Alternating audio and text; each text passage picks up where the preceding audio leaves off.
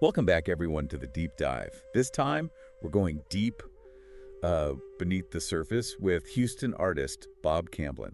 Oh yeah. You know him, right? Oh yeah. He's known for his artwork that's like just filled with layers of Huh? symbolism Many layers. and meaning, and even like hidden images. Sometimes decades to discover.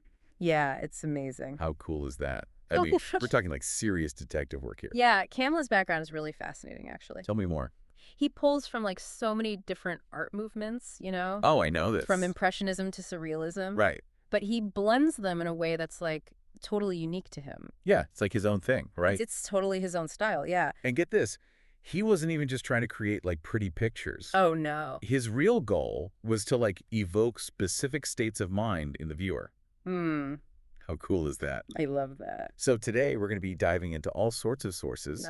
We've got Running Man Press publication. Oh, those are great. We've even got a YouTube video analysis, all to help you decode Camblin's work Oh, that sounds awesome. and really understand its significance. So, like, by the end of this, you'll be able to spot those symbols, Oh, yeah. but also, like, really grasp that blend of, you know, the art movements, Yeah. the philosophy, the psychological insights that he brings. Yeah, the psychology is so important, right? Oh, it's huge. And he brings it all to life on canvas. It's remarkable. Okay, so to start, Yeah. let's look at Camblin's work, like through the decades, Okay. specifically the 1970s and 80s. Okay. I feel like things were starting to get real interesting then. Yeah, well, in the 70s, Camblin was very much exploring themes of metamorphosis. Oh, metamorphosis. Yeah, like birth, death, and regeneration. Life and death. It was like a constant cycle in his work. It's a constant, right. Absolutely. And he wasn't afraid to get a little dark. No, not at all. We see this recurring use of puppets and scarecrows, Mhm.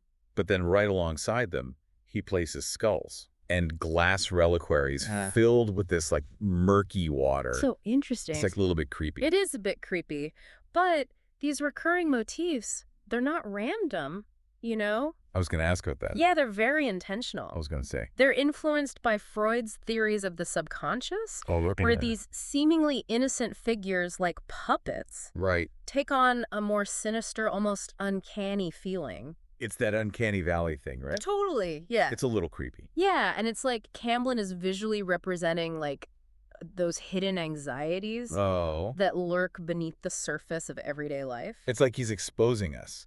In a way, yeah, it definitely creates a sense of unease. Yeah. But then he throws in this like challenge to the viewer. What's that?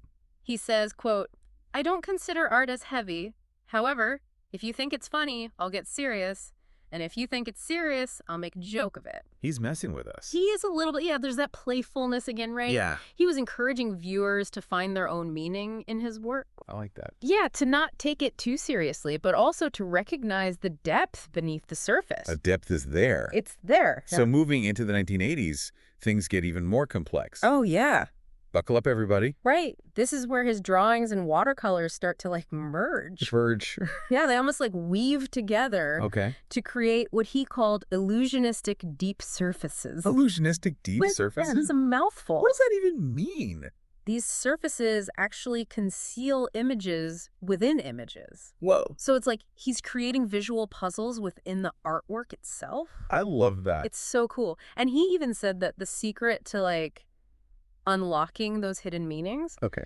is to look beyond the obvious and focus on the subtle details of his draftsmanship. The draftsmanship. Yeah. Like really pay attention to those lines and strokes. You know, I actually read a story Oh, yeah. about someone who had owned one of Camblin's paintings for decades. Wow. And then all of a Oh, sudden, no. they noticed this hidden image. No. That had been there the whole time. That gives me chills. Can you imagine having that aha moment Oh, years later? that would blow my mind. I know. I can see why this artist has such devoted followers. Me too. It's that constant invitation to look closer, Yeah. think deeper, unravel the layers that he's embedded within each piece. He's like a magician He is kind of. with a paintbrush. With all this in mind, let's focus on one particular work that really showcases this. Okay. It's called Liberty Venus.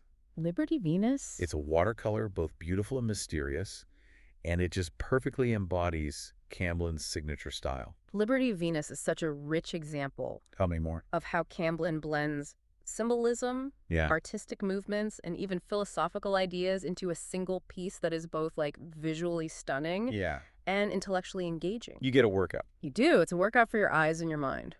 Let me paint a picture for you. Okay. Imagine a nude woman bathed in these soft rose tones, Oh, wow. standing in rippling water up to her waist. I'm picturing it. She's holding this torch-like object high above her head. Hmm. And the background is this whirlwind of grays, blues, and reds. I love that. The whole thing just feels dreamy and urgent at the same time. And it draws you in immediately. Hasn't it? Yeah, it's like catching a glimpse into another world. And there are so many layers of meaning embedded in this image. Oh, absolutely. So tell me, what do you see when you look at this piece? Okay. What secrets does Liberty Venus hold? Well, the first thing that strikes me is the woman herself. Okay. She's not just a passive figure, you know? Wow. She embodies this idea, interconnectedness. How so? Well, look at her position. Okay. She's bridging the realms of sky and water, stillness and motion. Okay. It's as if she's emerging from the depths, you know? Like she's coming up. Yeah, bringing light and awareness to the surface. Oh. And that torch she's holding, What about it? What about it? Tell me more. it represents illumination, like a moment of awakening amidst chaos. I see. You know? Think about it. She's rising from this murky water, Right. but she's bringing light with her. So she's not just passive. No. She's like actively striving for something more, Yes. for enlightenment. Exactly. And that connects beautifully to a concept from the I Ching. Oh, the I Ching. Yeah, do you know about the I Ching? I know it's used for divination, right? Yeah, but it's much more than that. It's Okay. this complex philosophical system with 64 hexagrams. Wow. And each one represents a different life situation or state of being. Okay. I'm intrigued. Tell me more. Well, Liberty Venus really resonates with hexagram 46. 46. Yeah, it's called pushing upward. Pushing upward. And this hexagram emphasizes perseverance, self-improvement, the idea of overcoming obstacles and striving for growth. I see the connection. Yeah. It's like the woman in the painting. She's pushing upward through the water, through whatever challenges she's facing. Right. And she's bringing this light, this illumination with her. Yes, and what's so fascinating about Camblin's work is that it invites us to view it through so many different lenses. Okay, let's put on some different lenses Oh, and examine this a little closer. Yeah. Walk me through some of them. So let's start with a purely symbolic interpretation. Okay. Like the works of Gustave Moreau and Odilon Redon, Oh, yeah. Liberty Venus, evokes these themes of rebirth and cosmic unity. I can see that. You know, we definitely see that in her rising from the water. Yeah, she's connected to both the earthly and the celestial. Exactly, but then we can also look at it through an expressionist lens. Okay. Remember how I mentioned the swirling background? Yeah, that was what I was thinking about. Yeah. It reminds me of Franz Marc and Wassily Kandinsky. Yes. Those expressionist painters who prioritized emotion over like a realistic depiction. Exactly. It's not about capturing a scene literally. It's Mhm. about capturing the feeling, The energy. the energy of that moment of awakening, that striving for enlightenment. And there's also a hint of romanticism in the woman's pose, wouldn't you say? Absolutely. It reminds me of Eugene Delacroix's allegorical figures. Yes. Those powerful emotional figures often set against a vast backdrop. It's that romantic fascination with human passion and striving set against the immensity of nature, or in this case, the cosmos. And we can't forget the influence of Zen Buddhism and mindfulness. Right. Think about the rippling water, the shifting colors. Mm. They all point to the transient nature of reality, Right. which is a key concept in Zen philosophy. It's about impermanence. Yes, Liberty Venus encourages us to contemplate impermanence, interconnectedness, and the journey of self-discovery. It's an invitation to be present in the moment, Yeah, to embrace the flow of life, and to like find beauty in the impermanence of it all. I love that. And here's another thought-provoking connection. All right. The woman rising from the water could also symbolize the act of artistic creation itself. Okay, I'm listening. How so? Think about it. It's like emerging from the subconscious, from that wellspring of inspiration, Okay. and bringing an idea or vision into being. Wow, it's like Camblin is giving us a glimpse into his own creative process. Yeah. The struggle and the triumph of bringing something new into the world. It adds a whole other layer to the painting. It does. This is what makes Liberty Venus so compelling. I agree. It's not just a beautiful image. Right. It's a meditation on the human experience, on our connection to something greater than ourselves, and on the power of art to transform us. I am blown away by all of these connections. It's like you've opened up a whole new way of seeing this artwork. And remember, these are just a few of the many interpretations possible. Wow. Camblin's work is so rich and multi-layered. It really is. There's always more to discover. So as we move towards wrapping up our deep dive into the world of Bob Camblin, what stands out to you most about his work? For me, it's the way he challenges us to look beyond the surface and engage with his art on a deeper level. He makes us work for it. He does.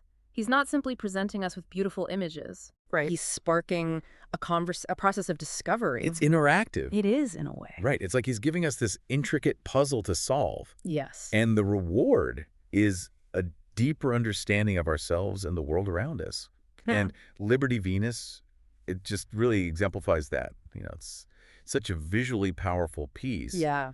But it also, like, works as this metaphor for transformation, for rising above challenges and realizing our potential. It's about pushing upward, like that hexagram from the I Ching, Right. and bringing light into our lives, even when we're surrounded by darkness. So to wrap up Camblin's art, it demands our active participation. For sure. It's not enough to just glance at it. No? We need to be willing to explore its depths and like make connections between all the different elements. Yes, recognize that interplay of symbolism, artistic movements, philosophical ideas, even those psychological insights that he weaves into the canvas. And remember what he said about not taking art too seriously? Oh, yeah. It's like he's giving us permission to bring our own experiences and perspectives to the table. There's no single right way to interpret his work. I love that. Yeah, that's the magic of art. Uh-huh. It creates a dialogue between the artist and the viewer. Right. And each new interpretation just adds another layer of meaning to the piece.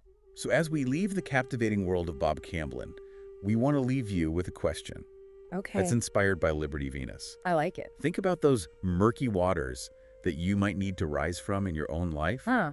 What's your personal torch of awareness that can guide you towards your own infinite sky? What challenges are you facing? What fears are holding you back? What limitations have you placed upon yourself? What will it take to break free and embrace your full potential? Let Camblin's art be a reminder that transformation is always possible. It is. Each of us, we hold that potential for growth, for enlightenment, for connection to something greater than ourselves. Keep exploring, keep questioning, keep seeking those hidden depths, both within yourself and in the world around you. And until our next deep dive, keep those torches burning bright.